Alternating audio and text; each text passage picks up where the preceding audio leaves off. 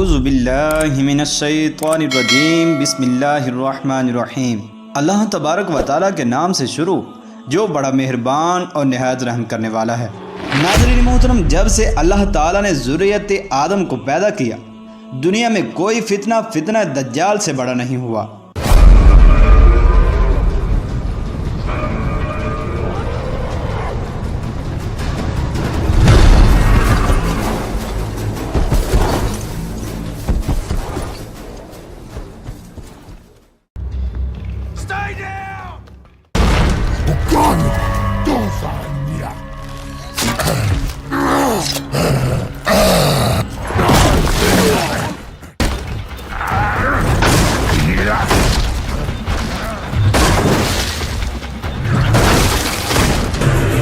Where are we going? The government is building these ships. The moment we stop fighting for each other, that's the moment that we lose our humanity.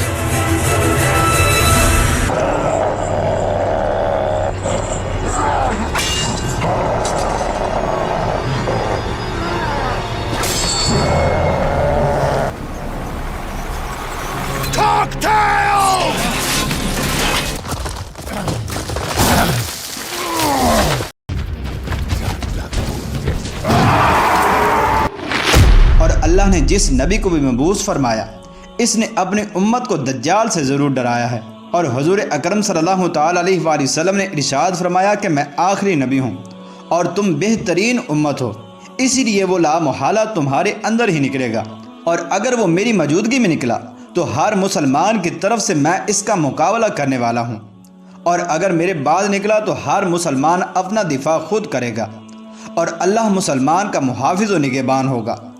وہ شام اور عراق کے درمیان ایک رستے پر نمودار ہوگا، بس وہ دائیں بائیں فساد پھیلائے گا۔ اے اللہ کے بندو، تم اس وقت ثابت قدم رہنا، میں تمہارے سامنے اس کی وہ علامات بیان کیے دیتا ہوں جو مجھ سے پہلے کسی نبی نے بیان نہیں کی۔ وہ سب سے پہلے تو یہ دعویٰ کرے گا کہ میں اللہ کا نبی ہوں، حالانکہ میرے بعد کوئی نبی نہیں آئے گا۔ پھر وہ یہ دعویٰ کرے گا کہ میں تمہارا رب ہوں، مگر اسے دیکھنے والوں کو پہلی ہی نظر میں ایسی 3 چیزیں نظر آ جائیں گی کہ جن سے اس کے دعوے کی تکذیب ہو جائے گی۔ نمبر 1 کہ وہ آنکھوں سے نظر آ رہا ہوگا، حالانکہ تم اپنے رب کو مرنے سے پہلے نہیں دیکھ سکتے۔ اور نمبر 2 کہ وہ کانا ہوگا، حالانکہ تمہارا رب کانا نہیں۔ اور نمبر 3 کہ اس کی آنکھوں کے درمیان کافر لکھا ہوگا، جسے ہر مومن پڑھے گا، خواہ وہ پڑھا لکھا ہو یا پھر ان پڑھ ہو۔ ناظرین محترم، یہودی اپنے اس نجات دہندہ کا آخری نام حبل یا یوبل بتاتے ہیں، جو کہ ہماری اسلامی اصطلاح میں طاغوت، شیطان اور بتوں کے نام ہیں، اور اس کا لقب ان کے ہاں مسیحا یا مسیحین ہے۔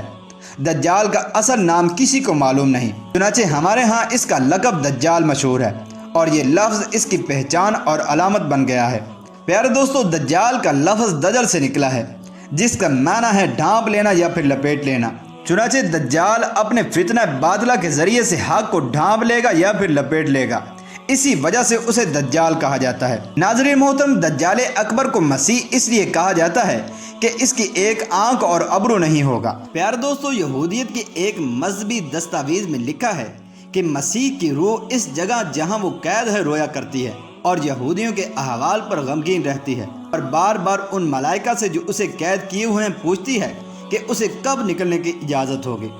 یہودی مسیح دجال کے جسے وہ مسیح داؤد بھی کہتے ہیں کہ موجودہ مقام رہائش یا موجودہ پناہ گاہ کو ظاہر نہیں کرتے، یا تو ابلیس نے انہیں بھی اس کا واضح علم نہیں دیا، یا پھر اگر دیا ہے تو یہودی اسے بے حد خفیہ رکھنا چاہتے ہیں۔ پیارے دوستو، یہ پر اسرار اور رازداری کی کوشش اپنی جگہ، لیکن سچی بات یہ ہے کہ یہود کو بھی دجال کے مقام کا صحیح علم نہیں، اور نہ ہی اس کی حقیقت تک وہ رسائی حاصل کر سکے ہیں۔ آج تک جتنے روحانی یہود، جادوگر، سفلی عامل گزرے ہیں، نہ یہ اپنے جادو اور شیطانی علم اور خبیث جنات کے رابطے کے ذریعے سے دجال کے ٹھکانے کا معلوم کر سکے ہیں، اور نہ ہی ان کے احبار و رہبان کو اس کا کچھ علم ہوا، اور نہ ہی ان کے سائنسدان اور خلا نورد اس کی کوئی خبر لا سکے۔ اللہ پاک نے اپنی سچی کتاب اور سچی نبوت کے ذریعے سے جس کو جتنا علم دیا، پس اتنا ہی علم اس کو حاصل ہوا، اس کے علاوہ سب غلط ہے۔ یہود کے خواص اس حوالے سے ایک دوسرے کو جس رازداری کی تلقین کرتے ہیں وہ یہودی عوام کے سامنے در حقیقت اپنی جہالت پر پردہ ڈالنے کی کوشش ہے۔ پیارے دوستو، آئیے دنیا کی سب سے سچی اور سب سے زیادہ قابل اطمینان زبان سے پوچھتے ہیں کہ دجال اس وقت کہاں ہے۔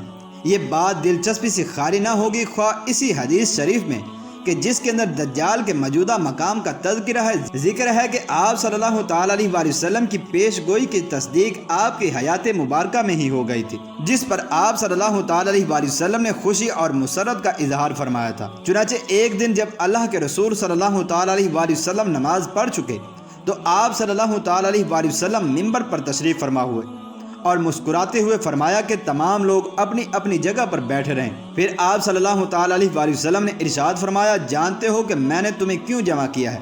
تو لوگوں نے کہا، اللہ اور اس کا رسول صلی اللہ تعالیٰ علیہ وآلہ وسلم ہی بہتر جانتے ہیں۔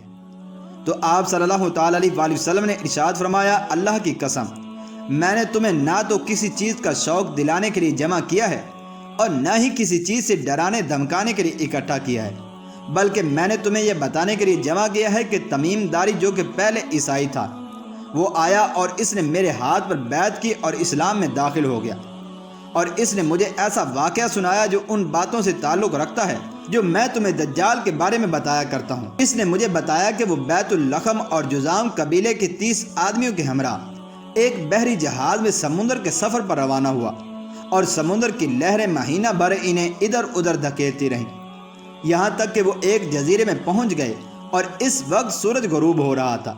وہ ایک چھوٹی کشتی میں بیٹھ کر جزیرے میں داخل ہوئے۔ چنانچہ جب وہ جزیرے میں داخل ہوئے تو ان کو ایک جانور ملا جس کے جسم پر بہت بال تھے، اور بالوں کی کثرت کی وجہ سے انہیں اس کے آگے اور پیچھے کا کچھ پتہ نہیں چل رہا تھا۔ انہوں نے کہا کہ تیرا ناس ہو تو کیا چیز ہے؟ تو اس نے کہا کہ میں جساسہ ہوں۔ انہوں نے پوچھا کہ یہ جساسہ کیا چیز ہوتی ہے؟ تو اس نے کہا، اے لوگو، خانقاہ میں موجود اس آدمی کی طرف جاؤ، وہ تمہاری خبریں سننے کا بڑے تجسس سے انتظار کر رہا ہے۔ ناظرین محترم، بیان کرنے والا بتاتا ہے کہ جب اس نے آدمی کا ہم سے ذکر کیا تو ہمیں خوف لاحق ہوا کہ یہ جانور شیطان نہ ہو۔ چنانچہ پھر ہم تیزی سے چلے اور خانقاہ میں داخل ہو گئے۔ وہاں ہم نے بھاری بھرکم قد کاٹ کا ایک آدمی دیکھا کہ جس کے گھٹنوں سے ٹخنوں تک بندھی ہوئی ایک لوہے کی زنجیر تھی اور اس کے ہاتھ اس کی گردن کے ساتھ بندھے ہوئے تھے۔ ہم نے پوچھا کہ تیرا ناس ہو تو کیا چیز ہے؟ تو اس نے کہا کہ میرا پتہ تمہیں جلد ہی چل جائے گا، یہ بتاؤ تم کون ہو؟ تو ہم نے کہا کہ ہم عرب سے آئے ہوئے ہیں۔ ہم جہاز میں سوار ہوئے اور سمندر میں طوفان آ گیا، مہینہ بھر لہریں ہمیں دھکیلتی رہیں، یہاں تک کہ اس جزیرے کے کنارے تک لے آئیں۔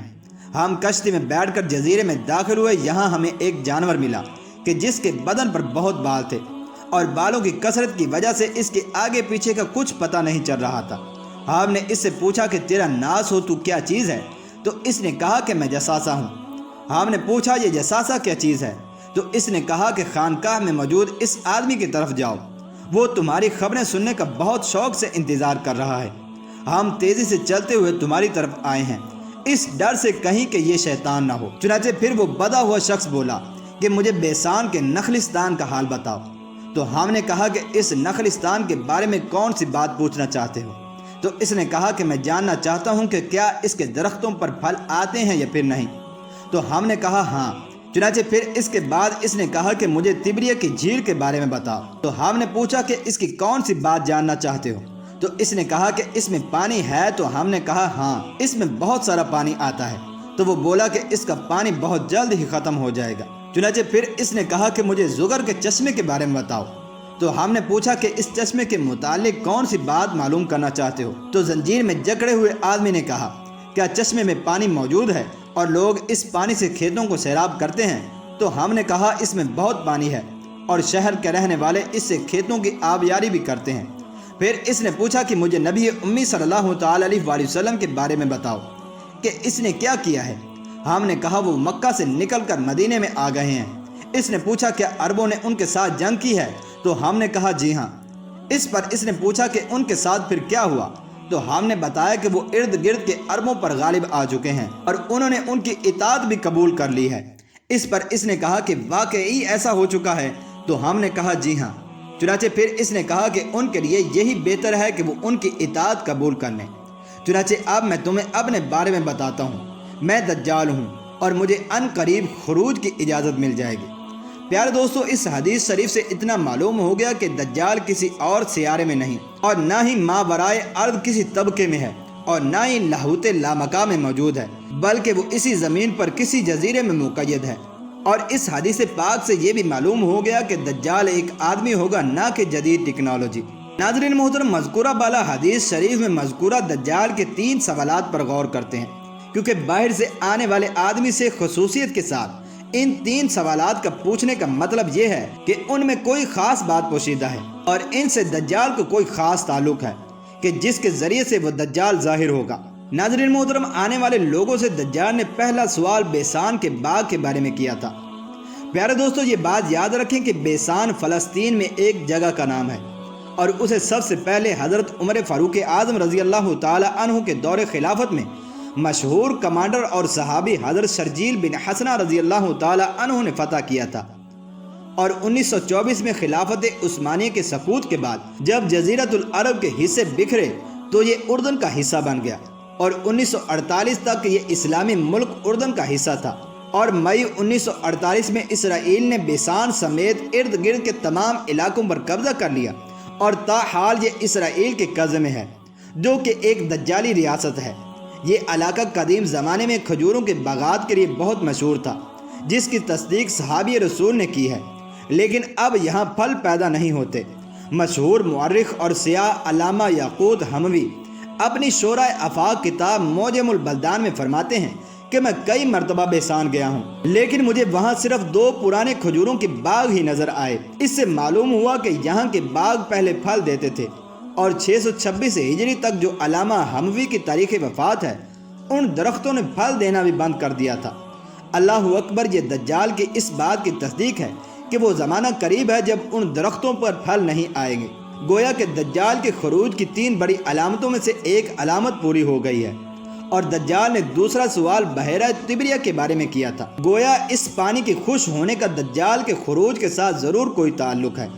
بحیرہ طبریہ اسرائیل کے شمال مشرق میں اردن کی سرحد کے قریب واقع ہے، اور اس کی لمبائی 23 کلومیٹر اور زیادہ سے زیادہ چوڑائی 13 کلومیٹر ہے، اور اس کی انتہائی گہرائی 197 فٹ ہے، اور اس کا کل رقبہ 166 مربع کلومیٹر ہے۔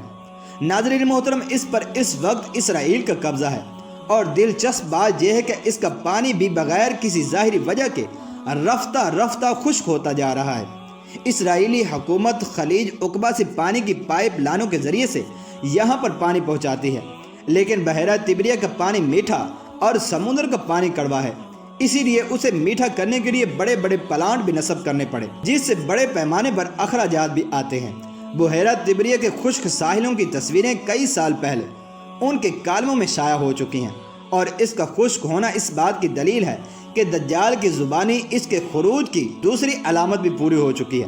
اور دجال نے تیسرا سوال زغر کے چشمے کے بارے میں کیا تھا، جو در حقیقت اس کو خروج کی اجازت ملنے کا وقت قریب آنے کی تیسری علامت ہے۔ پیارے دوستو، یہ بات یاد رکھیں، زغر در اصل حضرت لوط علیہ السلام کی صاحبزادی کا نام ہے، اور آپ کی 2 صاحبزادیاں تھیں، ایک کا نام ربا جبکہ دوسری صاحبزادی کا نام زغر تھا۔ بڑی صاحبزادی کو انتقال کے بعد جس جگہ دفنایا گیا وہاں قریب ہی ایک چشمہ تھا جس کا نام عین ربا پڑ گیا، اور عربی میں چشمے کو عین کہتے ہیں۔ چنانچہ پھر اس کے بعد چھوٹی صاحبزادی کے انتقال پر انہیں بھی ایک چشمے کے قریب دفن کیا گیا، تو اس کا نام عین زغر ہے۔ یہ جگہ بھی اسرائیل میں بحر مردار کے مشرق میں واقع ہے۔ دجال کی تفتیش اور تجسس کے عین مطابق یہ تیسری جگہ بھی اسرائیل میں واقع ہے، اور اس کا پانی بھی پوری طرح سے خشک ہوتے ہی اسے خروج کی اجازت مل جائے گی۔ ناظرین محترم، ہم اللہ تبارک و تعالیٰ سے دعا گو ہیں کہ اللہ تبارک و تعالیٰ ہمیں ہر چھوٹے بڑے دجال کے فتنے سے اور ہماری آنے والی نسلوں کو بھی ہمیشہ ہمیشہ کے لیے محفوظ رکھے۔